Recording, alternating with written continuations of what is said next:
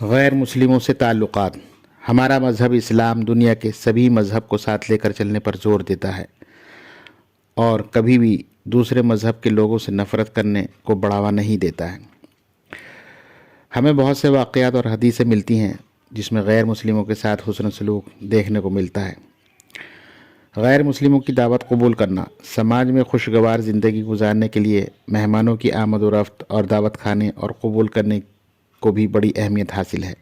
ایک مسلمان دوسرے مسلمان کو دعوت دے تو اسے قبول کرنا پسندیدہ ہے، بلا وجہ اسے رد کرنے سے منع کیا گیا ہے۔ اسی طرح غیر مسلم کے ساتھ بھی جائز مقاصد کے لیے اسے دعوت دی جا سکتی ہے اور اس کی دعوت قبول کی جا سکتی ہے۔ رسول اللہ صلی اللہ علیہ وسلم نے غیر مسلموں کی دعوت قبول فرمائی ہے۔ حضرت انس رضی اللہ تعالیٰ عنہ فرماتے ہیں کہ ایک یہودی نے نبی کریم صلی اللہ علیہ وسلم کو جو کی روٹی اور شوربے کی دعوت دی تو آپ صلی اللہ علیہ وسلم نے اسے قبول فرمایا۔ غیر مسلموں کی عیادت، ان کا حال چال پوچھنا۔ اگر کوئی شخص بیمار ہو جائے تو اس کی عیادت اور مجاز پرسی کی تعلیم دی گئی ہے۔ اسی سے ہمدردی کا اظہار بھی کرنا ہمارا فرض ہے۔ اس کے بڑے فضائل آئے ہیں۔ مسلمان کے ساتھ غیر مسلم کی عیادت کا بھی یہی حکم ہے۔ حضرت انس رضی اللہ تعالی عنہ فرماتے ہیں کہ ایک یہودی لڑکا رسول اللہ صلی اللہ علیہ وسلم کی خدمت کیا کرتا تھا۔ وہ بیمار ہوا تو آپ صلی اللہ علیہ وسلم اس کی عیادت کے لیے تشریف لے گئے۔ صحیح بخاری۔ اسی طرح بنو نجار کے ایک شخص کی عیادت کے لیے تشریف لے گئے جو غیر مسلم تھا۔ غیر مسلم پر خرچ کرنا، ضرورت مند اور محتاجوں پر خرچ کرنا، ان کی ضرورت پوری کرنا بڑے اجر و ثواب کا کام ہے۔ اس میں عقیدہ اور دین و مذہب کا فرق نہیں رکھا گیا ہے۔ محتاج شخص مسلمان ہو یا غیر مسلم، مشرک ہو یا اہل کتاب، رشتہ دار ہو یا غیر رشتہ دار، ہر ایک پر خرچ کرنے کا جذبہ نیک اور باعث اجر ہے۔ ایک موقع پر آپ صلی اللہ علیہ وسلم نے ارشاد فرمایا کہ سبھی مذہب کے لوگوں پر صدقہ و خیرات کرو، اس میں انسانیت کا احترام ہے، اس لیے کہ بھوک و پیاس ہر ایک کو لگتی ہے۔ غیر مسلم بھی اللہ کے بندے ہیں، ان کے ساتھ بھی ہمدردی کی جانی چاہیے۔ بحیثیت انسان وہ بھی ہمارے حسن اخلاق اور رحم دلی کے مستحق ہیں۔ غیر مسلم قیدی کے ساتھ حسن سلوک، جس طرح یہ عام رائے ہے کہ قیدیوں کے ساتھ ظلم ستم کا عام رجحان ہے، وہ چونکہ کمزور اور ناتواں بن کر ماتحتی میں آتے ہیں، اس لیے ان کے ساتھ اچھا سلوک نہیں کیا جاتا ہے۔ اسلام نے اسے سختی کے ساتھ منع کیا ہے۔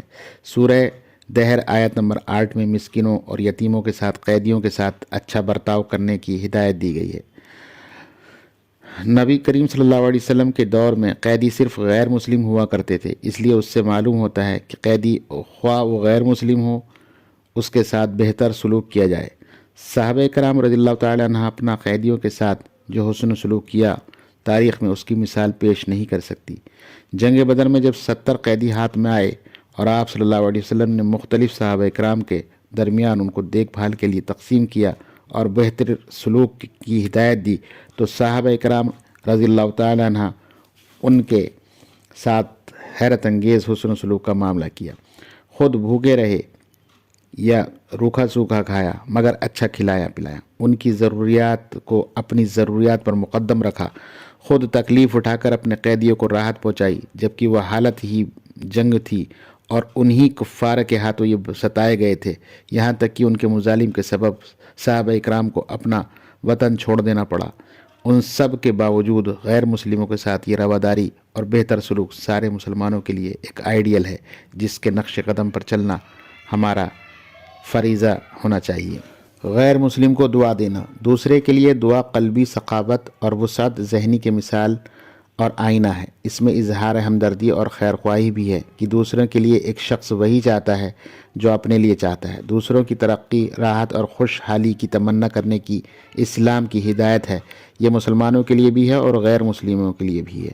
حضرت انس رضی اللہ تعالی عنہ کی روایت ہے کہ رسول اللہ صلی اللہ علیہ وسلم نے ایک یہودی سے پینے کی کوئی چیز طلب کی، اس نے وہ پیش کی تو آپ صلی اللہ علیہ وسلم نے اسے دعا کی، اللہ تعالیٰ تمہیں حسین و جمیل رکھے، چنانچہ مرتے وقت تک اس کے بال سیاہ رہے۔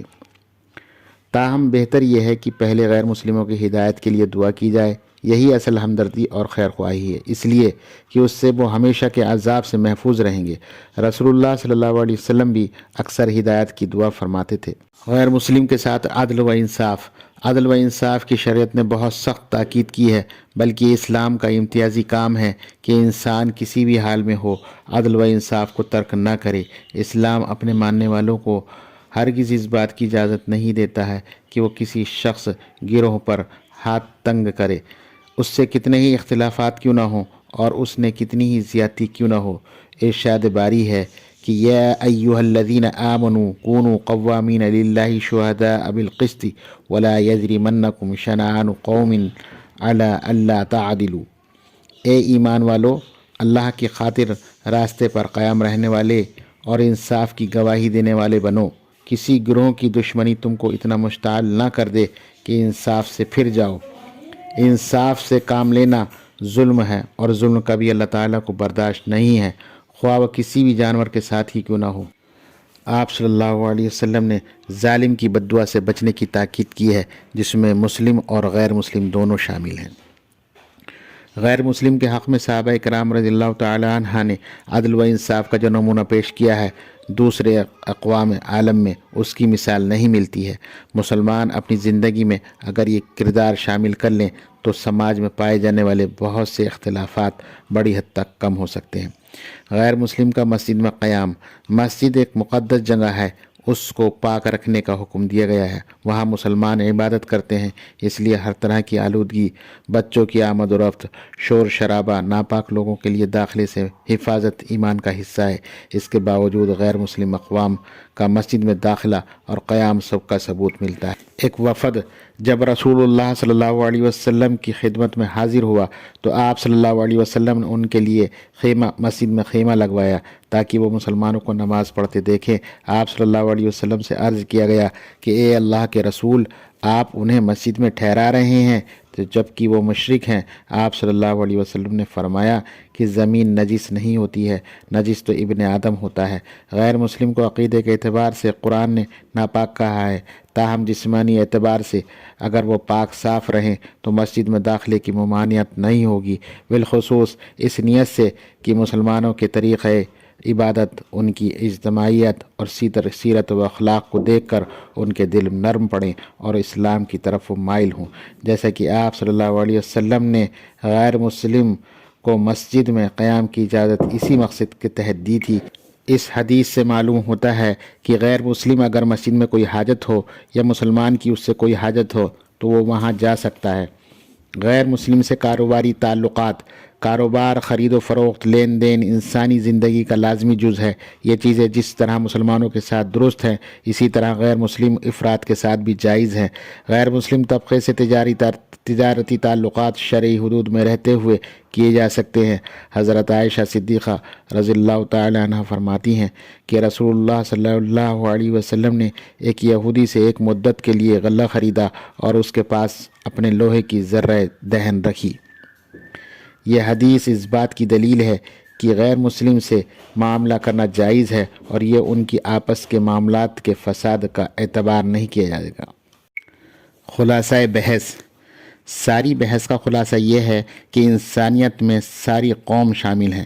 جہاں انسانیت کی بات آئے گی وہاں ان کے ساتھ ہمدردی، خیر خواہی، رواداری وغیرہ میں کوئی کوتاہی نہیں کی جائے گی۔